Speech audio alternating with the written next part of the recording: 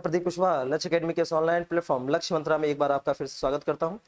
आज हमारा जो टॉपिक था सामाजिक धार्मिक सुधार आंदोलन, उसका दूसरा पार्ट लेके आए हैं, जिसमें और जो महत्वपूर्ण क्वेश्चन है इस टॉपिक से संबंधित उनको देखते हैं। जिसमें पहला क्वेश्चन है कि देव समाज का संस्थापक निम्न में से कौन था। तो देखिए, देव समाज की बात की जा रही है। जो देव समाज है, इसकी जो स्थापना है वो किसके द्वारा की गई थी। तो देव समाज की स्थापना ऑप्शन दिया हुआ है वल्लभ भाई पटेल, दादा भाई नौरोजी, शिव नारायण अग्निहोत्री और रामकृष्ण परमहंस। तो वल्लभ भाई पटेल का नाम आप जानते हैं कि ऐसे किसी आंदोलन से जुड़ा हुआ नहीं है। दादा भाई नौरोजी जो है वो उन्होंने समाज सुधार की बात करेंगे तो उनका जो संगठन था वो था रह नुमाई मजदयान सभा, उससे जुड़े हुए हैं। ठीक है।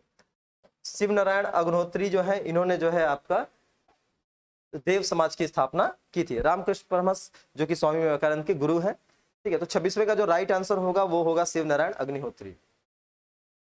किसने 1873 में सत्य शोधक समाज की स्थापना की थी। तो सत्य शोधक समाज की स्थापना किसने की। गोपाल कृष्ण गोखले, आप इनका जानते हैं कि फेमस व्यक्ति है, महात्मा गांधी के गुरु रहे। इन्होंने 1905 में जो है आपका servant society of India Bharat सेवक समाज की स्थापना की थी। ठीक है। तो समाज सुधार के संबंध में इनका जो संगठन है वो है भारत सेवक समाज। तो ये ऑप्शन जो है वो गलत हो जाएगा। ज्योतिबा फुले, ये आपका सही आंसर है। ये पहले व्यक्ति थे जिन्होंने 1848 में महिला शिक्षा के लिए जो है प्रयास किया था। बहुत बड़े समाज सुधारक हैं। इनकी एक बहुत ही फेमस किताब है गुलामगिरी। तो ये जो ज्योतिबा फुले हैं ये बहुत ही फेमस है। इनकी पत्नी जो है सावित्रीबाई फुले भारत की प्रथम महिला शिक्षिका भी मानी जाती है। और तीसरा ऑप्शन दिया है शिवनाथ शास्त्री, तो ये भी गलत है। तो इसका जो राइट आंसर होगा 1873 में सत्य शोधक समाज का, वो होगा ज्योतिबा फुले। अगला क्वेश्चन है कि वह बंगाली नेता कौन था जिसने सामाजिक धार्मिक सुधार आंदोलन का विरोध किया और रूढ़िवादिता का समर्थन किया। राधाकांत देव पहला ऑप्शन दिया हुआ है। दूसरा है नेमी साधन बोस, हेमचंद्र बिस्वा और हेमचंद्र डे। इसमें जो राधाकांत देव हैं ये बहुत ही फेमस व्यक्ति हैं। इन्होंने जो है 1830 में धर्म सभा नामक एक संगठन बनाया था जिसका उद्देश्य था सती प्रथा को फिर से चालू कराना। और इन्होंने सती प्रथा के विरोध के लिए यानी राजा राम मोहन राय के विरोध के लिए एक पत्रिका भी निकाली थी, चंद्रिका। तो इसका जो राइट आंसर होगा वो राधाकांत देव होगा। यही वो प्राणी है जो समाज सुधार का विरोध कर रहा था और सती प्रथा को फिर से चालू कराने की बात कर रहा था।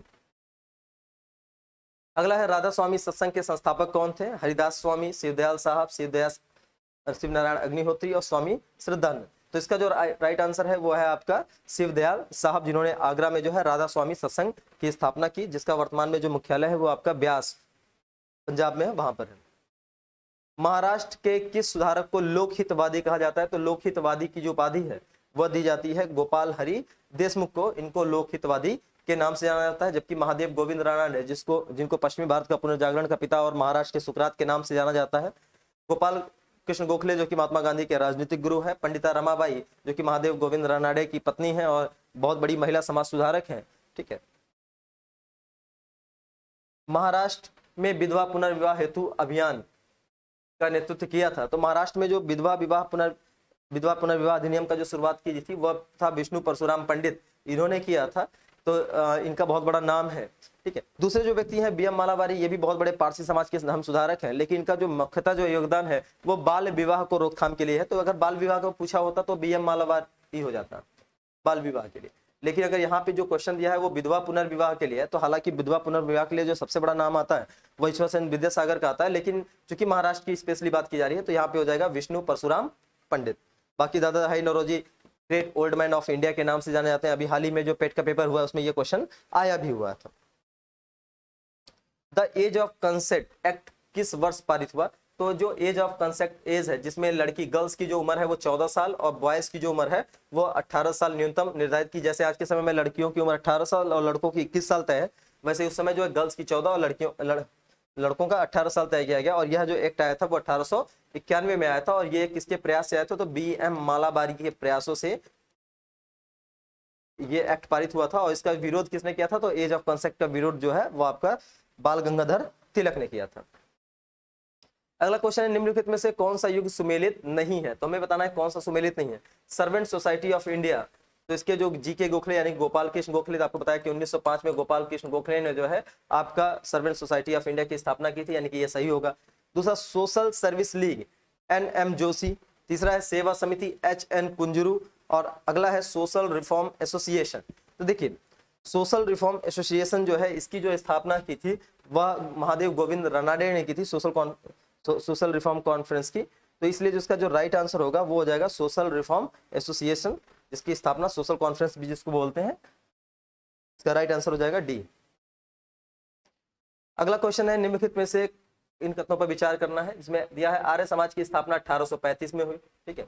दूसरा, लाला लाजपत राय ने आर्य समाज के उस आग्रह का विरोध किया जो उसके अपने समाज सुधार कार्यक्रमों के समर्थन में वेदों को आप्त प्रमाण यानी कि त्रुटिहीन मानने को लेकर था। केशव चंद्र सेन के नेतृत्व में ब्रह्म समाज ने नारी शिक्षा के लिए आंदोलन चलाया। ठीक है, नारी शिक्षा की बात की। विनोबा भावे ने शरणार्थियों में काम करने के लिए सर्वोदय समाज यानी कि सर्वोदय योजना लाई। अब हमको देखना है कि कौन सा इसमें सही है। तो पहला देखिए कि जो विनोबा भावे हैं इन्होंने सर्वोदय प्लान लेके आए थे, गांधीवादी नेता है, भूदान आंदोलन चलाया था इन्होंने पोंचमपल्ली से, जो वर्तमान में तेलंगाना में है। तो बहुत बड़े बात है, इन्होंने भूदान आंदोलन चलाया था इसीलिए सर्वोदय समाज के लिए ही। तो इनका जो ये आला है ये आपका सही होगा। तो चौथा सही है, तो यानी कि पहला और दूसरा जो है वो आपका गलत हो जाएगा। अब हमको 2 और 3 में से आपको चेक करना है। ठीक है, वैसे भी आर्य समाज की जो स्थापना है वो 1875 में हुई थी। तो इसलिए जो है 1875 में जो है स्वामी दयानंद सरस्वती ने जो है आर्य समाज की स्थापना कहाँ की थी? बंबई में की थी।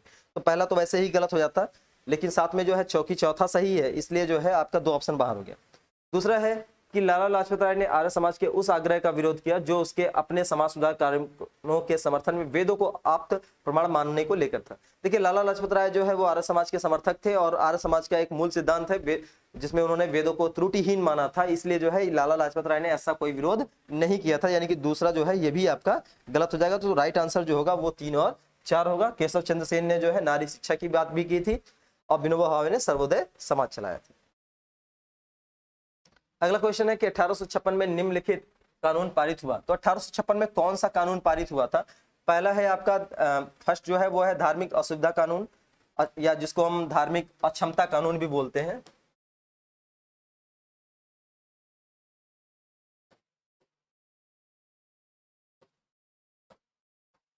दूसरा है आपका सती निषेध रेगुलेशन। तीसरा है हिंदू पुनर्विवाह अधिनियम। चौथा राज्य हड़प की नीति। अब इनमें से कौन सा जो है 1856 में आया? तो पहला अगर हमको नहीं पता है, हम लोग को जानना है, तो आपको देखिए सती प्रथा तो आपको पता ही होगा। सती प्रथा बहुत ही फेमस है। 1829 में जो है राजा राम मोहन राय के प्रयासों से लॉर्ड विलियम बेंटिक के समय में पारित हुआ था। तो हमें पता है कि जो सती प्रथा है वो 1829 में है, यानी कि दूसरा ऑप्शन तो हो ही नहीं सकता। अब हम देखते हैं कि कहाँ कहाँ पे दूसरा है। तो यहाँ पर दूसरा है, यहाँ पे दूसरा है, तो यानी कि पहला और चौथा ऑप्शन जो है वो आपका एलिमिनेट हो गया। अब हमारे पास कितने ऑप्शन बचे? 1 और बी और सी, 2 ऑप्शन बचा हुआ है। फिर देखते हैं कि हिंदू पुनर्विवाह अधिनियम, अगर चलिए उसको भी छोड़ देते हैं। राज्य हड़प की सिद्धांत, आप जानते हैं कि जो राज्य हड़प की नीति है वो लॉर्ड डलहौजी की थी, और लॉर्ड डलहौजी ने सबसे पहले किस राज्य को हड़पा था? तो आप जानते हैं कि जो सबसे पहले जो हड़प किया था वो आपका था सतारा वगैरह जो है उनका हड़प किया था। आप देखते हैं झांसी को ही जो 1853 में इसने हड़प लिया था।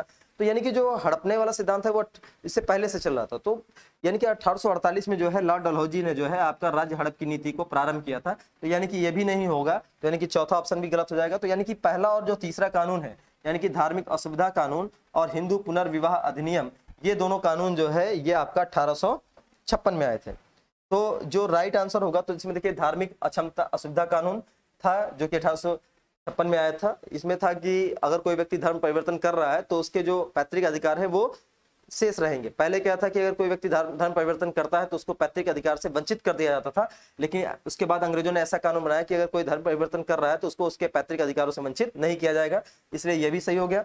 विधवा पुनर्विवाह अधिनियम तो आप जानते हैं 1855 में पारित हुआ, 1856 में लागू हुआ। तो यानी कि ये 2 जो है आपके हो जाएंगे, यानी कि पहला और तीसरा, यानी कि जो बी ऑप्शन होगा वो सही होगा। जबकि सती प्रथा 1829 और राज्य हड़प नीति 1848 में।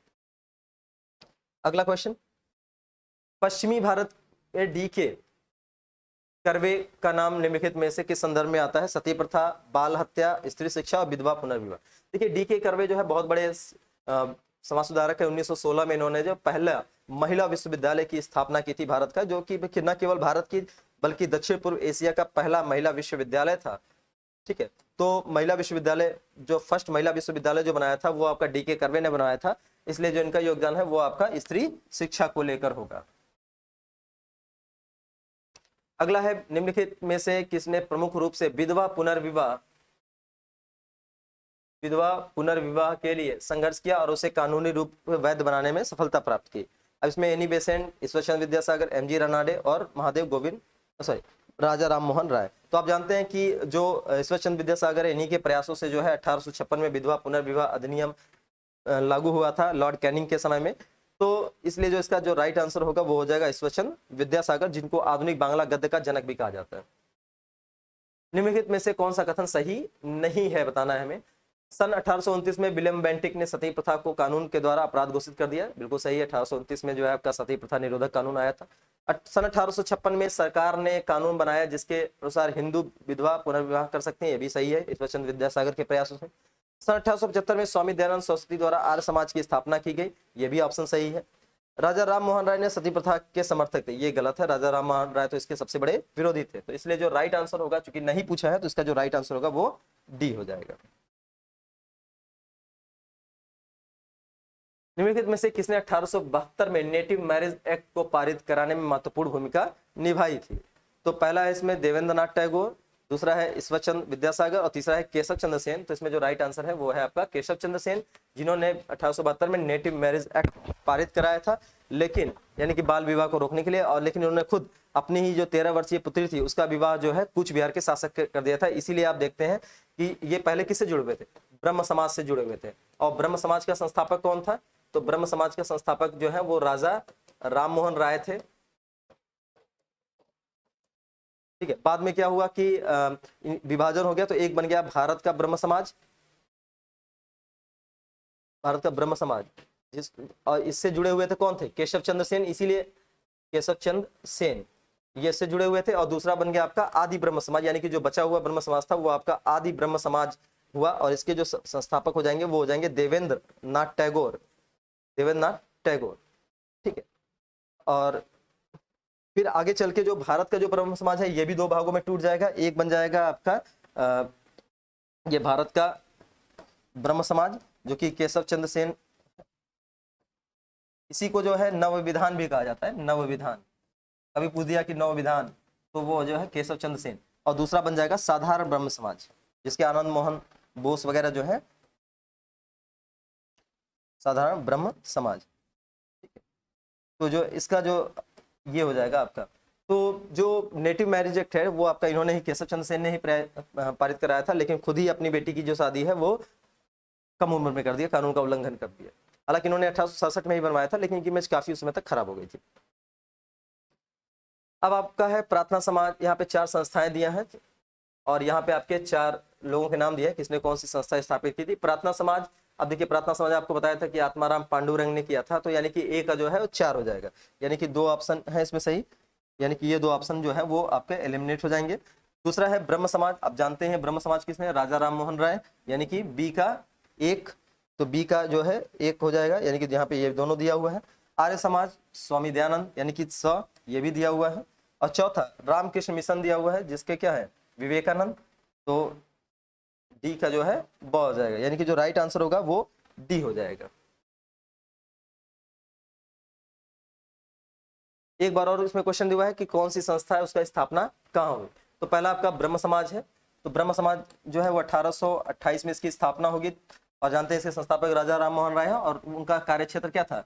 कलकत्ता था, यानी कि ए का 3 हो जाएगा। तो इसमें भी आपके 2 ऑप्शन ये एलिमिनेट हो गए। अब इसके बाद जो राइट आंसर है वो आपके 2 हो जाएंगे। दूसरा मानव धर्म समाज, मान लीजिए नहीं पता है। आर्य समाज, आपको पता है कि आर्य समाज की स्थापना जो है वो 1875 में स्वामी दयानंद सरस्वती ने बंबई में की, यानी कि सी का 1 हो जाएगा। तो जब सी का 1 हो जाएगा तो सी का 1 देखते हैं कहाँ पे दिया, तो सी का 1 यहाँ पे दिया है, तो इसका जो राइट आंसर होगा वो डी हो जाएगा। इसी हिसाब से देख लेते हैं जो मानव धर्म सभा है या कहाँ हुआ था इसकी स्थापना? इसकी स्थापना जो है वो सूरत में हुई, साथ में नदवा उल उलमा की स्थापना जो है वो आपकी लखनऊ में हुई। अगला क्वेश्चन है, निम्नलिखित में से किस समाज सुधारक ने 1826 में जूरी अधिनियम का घोर विरोध किया? तो जूरी अधिनियम था क्या एक्चुअल में? तो 1826 में एक जूरी अधिनियम आया था जिसके तहत ये कहा गया कि जो हिंदू मुस्लिम होंगे उनके जुडिशियल मामले जो है वो कोई भी ईसाई जज दे सकता है, लेकिन अगर कोई ईसाई या यूरोपियन व्यक्ति है उसके मामले को कोई भी हिंदू या मुसलमान या भारतीय उसके मामले को नहीं देख सकता। यानी कि अगर कोई हिंदू मुस्लिम होगा तो उसका मामला ईसाई देख लेगा, यूरोपीय देख लेगा, लेकिन अगर कोई यूरोपीय का मामला होगा तो हिंदू और मुसलमान जो है वो उसके मामले नहीं देख सकता। तो एक तरह से ये जुडिशियल सिस्टम का क्या है कि भेदभावकारी है, ऐसा नहीं होना चाहिए। हाँ, इसीलिए देखते हैं कि 1882 में आपका इल्बर्ट बिल विवाद आएगा, जो कि लॉर्ड रिपन के समय में आएगा। वहां पे जो लॉर्ड रिपन है वो क्या करेंगे, वो कहेंगे, पहली बार ऐसा नियम बना देंगे जिसमें कहेंगे कि जो यूरोपीय व्यक्ति है उनके मामले को भारतीय न्यायाधीश भी देख सकता है, जिसका काफी विवाद होगा। ठीक है, तो उसका जो विरोध है 1826 में किया गया था, किसके द्वारा, राजा राम मोहन राय के द्वारा। निम्नलिखित में कौन सा एक सही सुमेलित है? देखिए, एक पिछले जो हमारा जो ब्रह्मास्त्र था उसमें एक क्वेश्चन गलत हो गया था, हालांकि मैंने पहले सही बताया था, बाद में गलत हो गया था। उसमें ये बताया था कि जो भारतीय ब्रह्म समाज है, थोड़ा सा कंफ्यूजन था, इसके संस्थापक कौन है? तो मैक्सिमम जो भारतीय ब्रह्म समाज है उसके संस्थापक आप केशव चंद्र सेन को ही मानेंगे। ब्रह्म समाज का संस्थापक जो है वो आपका मानेंगे राम मोहन राय को। आदि ब्रह्म समाज का जो नाम है उसमें आप देवेंद्रनाथ टैगोर को जोड़ेंगे। तो भारतीय ब्रह्म समाज जो है, अगर राजा राम मोहन राय नहीं होंगे, इसके जो संस्थापक कौन हो जाएंगे? केशव चंद्र सेन हो जाएंगे। तो यानी कि ये सुमेलित नहीं है। दूसरा, तत्वबोधिनी सभा से जो नाम जुड़ा हुआ है वो देवेंद्रनाथ ठाकुर का जुड़ा हुआ है। केशव चंद्र सेन जो है वो भारतीय ब्रह्म समाज से, तो ये भी ऑप्शन गलत हो गया। सत्यशोधक समाज, अभी आपको बताया भी कि 1873 में इसकी स्थापना जो है वो ज्योतिबा फुले ने की, तो ये भी ऑप्शन क्या हो जाएगा? गलत हो जाएगा।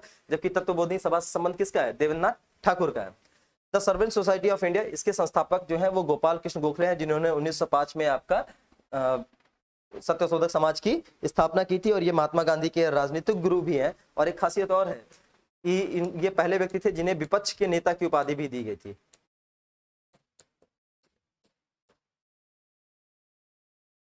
गोपाल कृष्ण गोखले ने किस वर्ष में भारत सेवक मंडल की स्थापना की? तो अभी आपको बताया 1905 में जो है इन्होंने भारत सेवक समाज की स्थापना की थी। बहुजन समाज का संस्थापक कौन था? तो बहुजन समाज का संस्थापक कौन था? Shri Narayan Guru, Mukundrao Patil, doctor B R Ambedkar, B R Shinde. देखिए, बहुजन समाज की जो स्थापना है वो मुकुंदराव पाटिल ने किया था, और जो साहू जी महाराज थे उन्होंने भी जो है इसका काफी समर्थन किया हुआ था। और ये जो है ब्राह्मणवाद और कांग्रेस का प्रबल विरोधी था। अगला क्वेश्चन है, इसमें 4 व्यक्ति दिए हैं और उनके सिद्धांत दिए गए हैं, जिसमें पहला है राजा राम मोहन राय, दूसरे हैं केशव चंद्र सेन, तीसरे हैं स्वामी दयानंद सरस्वती और चौथा है रामकृष्ण परमहंस। अब राजा राम मोहन राय क्या मानते थे, हम उसमें कथन देख लेते, मतलब उनके उद्देश्य देख लेते हैं। एक कहा जाता है, यह कहा कि ब्रह्मवाद को विश्व धर्म बनाना है, ठीक है। दूसरे कहते हैं कि हिंदू धर्म को पहचान वेदों की और संस्थापित धर्म से की। इस पर जोर दिया कि इस बात तक पहुंचने के लिए कई मार्ग हो सकते हैं। और यह कहा कि हिंदू धर्म को शुद्धतम रूप उपनिषदों में निहित है, ठीक है। यहाँ पे आपका कूट दिया हुआ है, ठीक है। तो अब हमको बताना है कि जो विचारक थे वो क्या ओपिनियन थे उनके। अब हमको क्या है कि हमको हम पता नहीं है किसने क्या कहा, बड़ी समस्या है। इसमें हम पहला उठा लेते हैं स्वामी दयानंद सरस्वती, इसलिए क्योंकि आप इसमें जो आपने सेकंड वाला स्टेटमेंट पढ़ा होगा उसमें लिखा है हिंदू धर्म की पहचान वेदों के संस्थापित धर्म से की।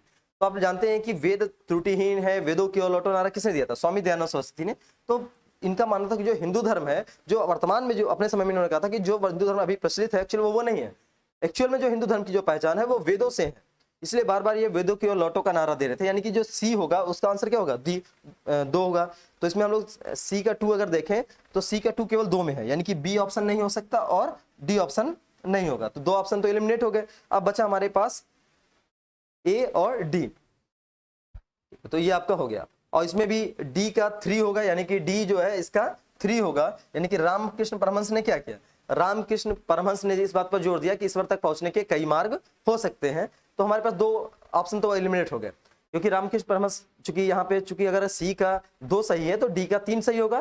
तो इस हिसाब से रामकृष्ण परमहंस का मानना था कि ईश्वर तक पहुंचने के कई मार्ग हो सकते हैं, मूर्ति पूजा से, भक्ति से या योग से, जैसे भी आपको पहुंचना है। अब बचा राजा राम मोहन राय और केशव चंद्र सेन।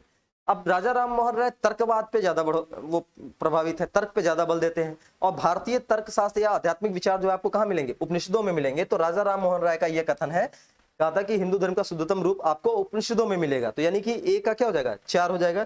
यानी कि जो डी ऑप्शन है वो सही होगा। जबकि केशव चंद्र सेन क्या चाहते थे? ब्रह्म समाज को विश्व धर्म बनाना चाहते थे। निम्नलिखित में से कौन सा सुमेलित नहीं है? ए पांडुरंग, यानी कि आत्माराम पांडुरंग, इनका संगठन कौन सा है? प्रार्थना समाज, ये भी सही है। दयानंद सरस्वती आर्य समाज, ये भी सही है। राजा राम मोहन राय आदि ब्रह्म समाज, और विवेकानंद रामकृष्ण परमहंस, तो ये आपका सही है। आदि ब्रह्म समाज आपको बताया कि देवेंद्रनाथ टैगोर से जुड़ा हुआ है। तो राइट आंसर इसका क्या हो जाएगा? सी हो जाएगा, क्योंकि राजा राम मोहन राय ब्रह्म समाज से है, आदि ब्रह्म समाज देवेंद्रनाथ टैगोर से है। अगला क्वेश्चन है कि प्रार्थना समाज, यंग इंडिया, लोकहितवादी, सत्यशोधक समाज, रहनुमाई, मजदयान सभा के लिए निम्नलिखित विकल्पों में से कौन सा सही है?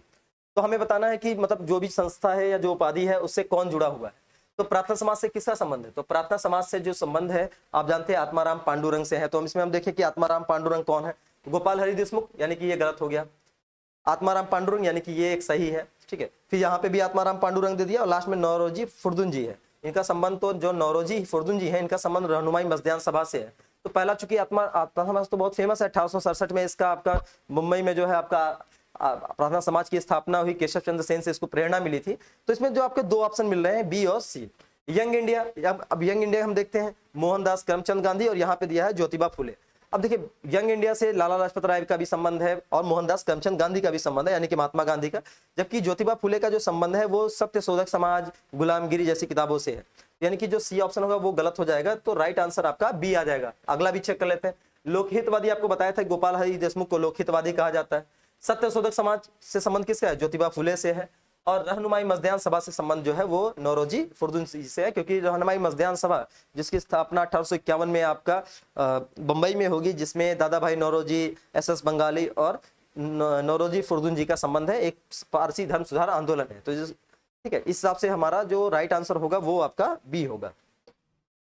अगला क्वेश्चन है, निम्नलिखित समाज सुधारकों में से कौन संस्कृत भाषा में प्रवीणता के लिए जाना जाता है? स्वामी दयानंद सरस्वती, ईश्वरचंद्र विद्यासागर, राजा राम मोहन राय। तो ये तीनों जो है वो आपके संस्कृत के प्रकांड विद्वान थे, क्योंकि इनको चूंकि विरोध करना था कुरीतियों का, तो इसके लिए जो है कि जो प्रमाणिक किताबें हैं उनका अध्ययन करना जरूरी था, इसीलिए जो है इन्होंने संस्कृत में भी जो है अध्ययन किया हुआ था। भारत में नारी आंदोलन इनकी प्रेरणा से प्रारंभ हुआ। पहला दिया हुआ है पद्माबाई रानाडे, दूसरा है एनी बेसेंट, सरोजिनी नायडू और ज्योतिबा फुले।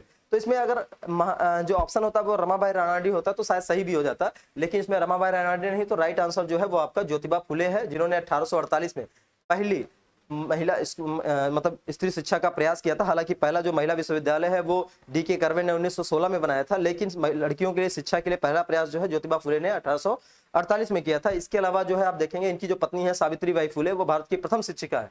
तो नारी आंदोलन की जो प्रेरणा है वो ज्योतिबा फुले से जाता है, जिनका एक संगठन भी है सत्यशोधक समाज, साथ में किताब भी है आपकी गुलामगिरी। तो ये कुछ और क्वेश्चन थे जो इस सीरीज में थे। आगे और भी क्वेश्चन है इस सीरीज में, तो हम लोग मिलते हैं अगले लेक्चर में। धन्यवाद।